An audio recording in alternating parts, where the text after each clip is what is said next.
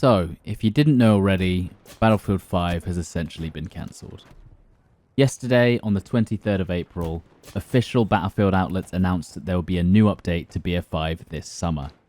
However, on the Battlefield Twitter, they responded to questions regarding this update. From these responses, we can determine there will be no more major updates or new chapter added to Battlefield 5. No D-Day, no Stalingrad, no Berlin, no new factions. Now, this may of course be related to the pandemic concerns, with many people not being able to work, but either way, I am disappointed that development for the game will essentially be scrapped before it was intended. I assume that development will now be diverted to new titles, hopefully the new Battlefield. I also feel like BF5 has also met its early death due to it not being as successful as they hoped, and most likely is not performing well economically. Not to mention that their own community condemns the game, let alone the entire gaming world. The downfall of Battlefield 5 is basically a meme at this point. When Battlefield 5 first released, it was clearly a polarizing title, with me and many others from the community voicing our concerns very early on. It was plagued with performance issues and crashes. It clearly wasn't a fully fleshed out experience to begin with, but I was hoping for a bright turnaround such as Battlefield 4 or Star Wars Battlefront 2. But with this announcement, we can see that that is unlikely that we'll see any such turnaround. Early on in development, when the original trailer was released with the gameplay intertwined, and they revealed that the game was going to be a more hardcore experience. Then we finally got to play the game in early playtesting, and we realized that they were removing certain key mechanics to the Battlefield series. Some of the main ones being full health regeneration, ammo conservation, full kit switching, slow reviving, and lowering the squad size to 4. The intention of these attrition mechanics was to try and make players play together as a unit, utilizing different classes within their squad. Just play with your squad started circulating as a meme to shut down anyone who didn't like these new ideas. However, as any long-term Battlefield player will know, unless you're playing with your friends in a predetermined squad, random squad mates just don't really cooperate. They have their own agenda, or maybe they're just high as a kite. Either way, trying to force team play on random teammates just doesn't work. There was also the addition of physical animations to actions that were previously instant, now leaving you in a vulnerable state in the name of immersion. The new mechanics added to Battlefield 5 reeked of Battle Royale inspiration from other games around the time. The down but not out system, the horrendously slow and clunky revive animation. Reviving should be a risk, but don't worry, soon we're going to be adding a dragging mechanic so you can pull teammates out of danger first to safely revive. We never saw the dragging mechanic. It was cancelled a few months into development. The entire mechanic of slowly resurrecting teammates revolved around being able to drag them into cover first. And we never got dragging, but the awfully slow resurrection animation remains. This was one of the first times where I lost hope in the game, cancelling a feature which was promoted as a core mechanic and completely changed the way that we played the franchise that we were used to. We also saw a huge influx in cheating with seemingly no response. Some cheating players had played the game for hundreds of hours without anything happening to them. People started to wonder whether an anti-cheat for Battlefield 5 even existed. They then added Firestorm in early 2019. I was actually pleasantly surprised by the overall polish of the game mode and some of the innovations to regular Battle Royale mechanics. Some of these mechanics have even been adopted by more recent Battle Royales, Plates and Warzone, but in the end, it was fun for a short while, but with the terrible looting system, slow gameplay due to the low number of players, and the introduction of the cheating epidemic, it was only a matter of time before the player base faded away. I still believe that even if Firestorm Battle Royale was a free-to-play standalone title, the gameplay was just not gripping enough to keep it alive. The entire Battlefield 5 experience just didn't feel like it appealed to the previous audiences. On the contrary, there are some elements to the game that are truly some of the best in the series. Gunplay and movement were improved significantly over BF1.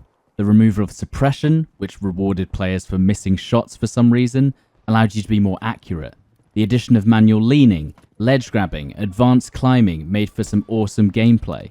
The sniping in this game was almost perfect, Fast aim down sight, no accuracy penalty for aiming in too fast, reasonable bullet speeds that were easy to hit but still challenging. Ultimately, they just didn't know what they wanted from this title. What started as a hardcore, heavily team-based experience slowly morphed into a casual, hardcore hybrid where certain mechanics were changed from their harsh beginnings to be more forgiving, and with the occasional added weapon balance overhaul, much to the community's distaste. I had a small glimmer of hope when they released the Pacific Chapter DLC. This was the first time in Battlefield 5 that I actually felt like I was playing a real World War II game. Authentic character models, iconic locations from well-known battles that I actually knew about. Many players returned to the game and I felt like it was thriving once again. But that was only to be shortly followed by another weapon balance overhaul similar to the previous years, where even the brand new players who joined for the Pacific experience, who had just got used to the mechanics, were now set back to square one to learn the game again. Battlefield 5 has had a bittersweet lifetime, the occasional improvement followed by a shower of negatives. Overall, I've had great fun with Battlefield 5. I've played it for almost 1,100 hours.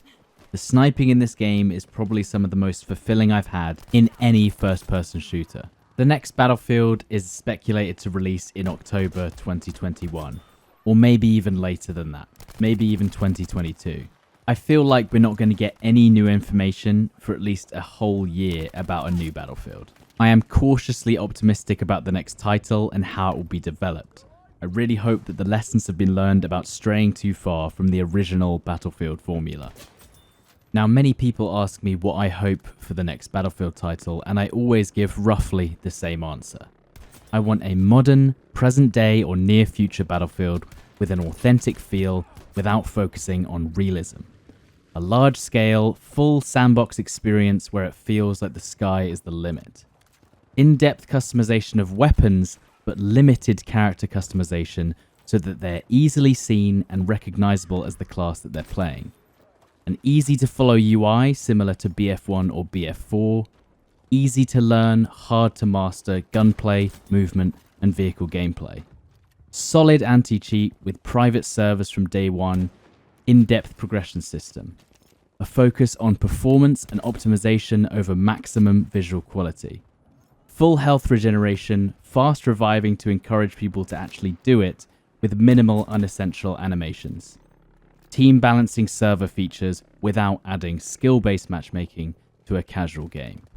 Removal of as many of the random elements of the game as possible. No random bullet deviation, no suppression, no mortars or artillery vehicles that can kill without at least some sort of visual or audio cue to alert the player of their instant death. Limitations to screen shake and environmental damage. Bring back kit switching to the way it was, where you fully picked up the enemy's kit, including their gun and their gadgets. Consistent and regular content updates with potentially one new map per month, with DICE addressing community concerns quickly and responding to player feedback. At some point, I probably want to go into more detail about my ideas, but I'll do that in a later video. As for the channel, I will continue to post Battlefield gameplay at regular intervals. Battlefield 4 and Battlefield 1 are at the forefront of my mind, and if there's any small updates to Battlefield 5, I may post a video from time to time. For now, I am so grateful that I have a community of people on my Twitch and my YouTube channel that are willing to watch me play a variety of games. As a primarily Battlefield-oriented channel, I am eternally grateful that I'm able to do this for a living, and also to potentially branch out to other games and still have people's support. I would love to hear what people think about this decision for Battlefield 5 and what you think the future holds for the franchise. If you agree with what I've said in this video, leave a like, and if you disagree, then give it a dislike. I really hope that I will have the opportunity to shape the future of the next Battlefield before it's too late. If you do enjoy my content and want to continue seeing Battlefield and other content from me, then make sure to subscribe. Thank you guys for watching, and I will see you next time.